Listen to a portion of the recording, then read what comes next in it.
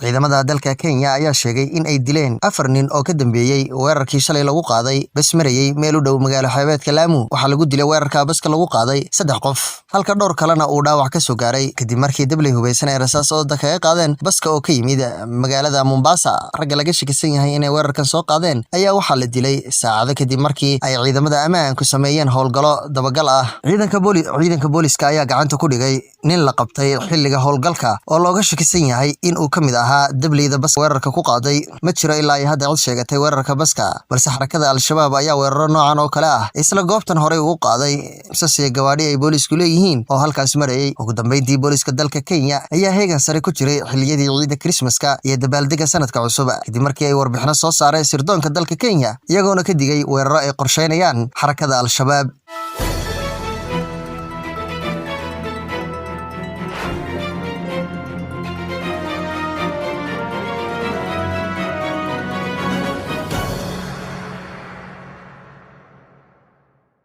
Ra'iisul Wasaaraha Soomaaliya Xasan Cali Khayre ayaa hoyga uu ka degan yahay magaalada Dhuusamareeb kula kulmay odayaasha dhaqanka degmada Xaraale. Ra'iisul Wasaare Khayre ayaa odayaasha ka xog wareystay sida uu dhaqan galay heshiiskii nabadeed ee Xaraale iyo Hurshe iyo xaaladaha kala duwan ee ka jira deegaanadooda. Odayaasha ayaa warbixin ka siiyay Ra'iisul Wasaare Khayre si heshiiska beelaha Xaraale iyo Hurshe oo ay sheegeen in uu sidii loogu talagalay u fulay, iyagoo dhinaca kale ka waramay dhibaatooyinka kale ee deegaanadaas ka jira. Waxay u mahadceliyeen Ra'iisul Wasaare Xasan Cali Khayre dadaalka ay isaga iyo ugu jiraan dib u heshiisiinta iyo geedi socodka dhismaha maamulka Galmudug. Ra'iisul Wasaaraha Soomaaliya Xasan Cali Khayre ayaa dhankiisa ka sheegay kulankaas ujeedka uu ugu soo laabtay Dhuusamareeb in ay tahay sidii loo dardargelin lahaa dhismaha Galmudug loo dhan yahay. Xukuumadda odayaasha dhaqanka beelaha Galmudug wuxuuna odayaasha dhaqanka beelaha Galmudug ka dalbaday in ay gacan ka geystaan sidii arrintaas guul loogu gaari lahaa. Ugu dambeyntii Ra'iisul Wasaaraha Soomaaliya Xasan Cali Khayre oo maalmo ka hor dib ugu laabtay magaalada Dhuusamareeb ayaa halkaas ka wada kulamo uu la yeelanayo siyaasiyiin, odayaal dhaqameedyo iyo qaybo kamid ah bulshada kuwaasoo la xiriira sidii loo dhameystiri lahaa dhismaha Galmudug iyo xalinta tabashooyinka jira.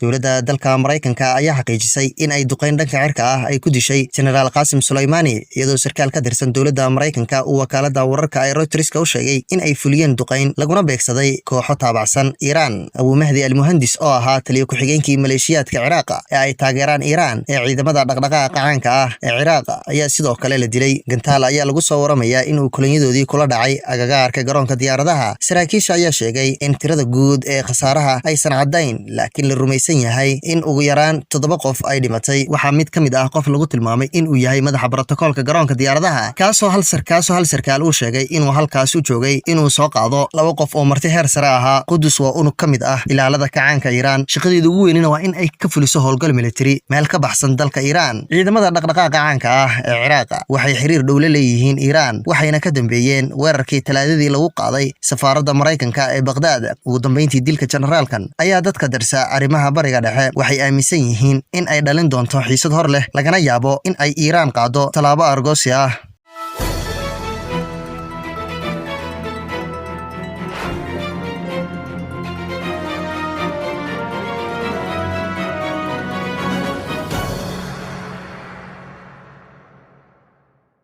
xildhibaanada baarlamaanka dalka Turkiga ayaa ansixiyay sharci ogolaanaya in xukuumadda ay ciidamo geyso dalka Liibiya si ay u taageeraan dowladda qaramada midoobay ay taageerto ee Tripoli. Dowladda Tripoli ayaa tan iyo bishii Abriil wajahaysay weerar joogto ah oo kaga imanayay General Khalifa Haftar oo ay taageeraan dalalka Sacuudi Carabiya, Imaaraadka Carabta iyo Masar. Xafiiska madaxweynaha Rajab Tayyip Erdogan ayaa Jimcihii tagay xaqiijiyay in dowladda Liibiya ay ka codsatay taageero military, balse ilaa hadda wax faahfaahin aan laga bixin inta ay la ekaan doonaan ciidamada Turkiga uu geynayo Liibiya. markaana madaxweyne ku-xigeenka dalka Turkiga wakaalada wararka dowladda ee Anadolu u sheegay in aana waqti wali loo goynin xilliga ciidamada halkaasi la geenayo. ciidamadeena hooysan iyo wasaaradda difaaca waa diyaar, ayuu yiri madaxweyne ku-xigeenka dalka Turkiga in ansixinta baarlamaanka ay sharci ahaan doonto muddo sanad ah. Go'aankan ayaa ka careysiiyay qaar kamid ah dalalka Carabta iyo kuwa Yurub ku yaala sida wadamada Masar, Sacuudi Carabiya, Imaaraadka Carabta iyo Faransiiska oo si weyn u taageera General Khalifa Haftar.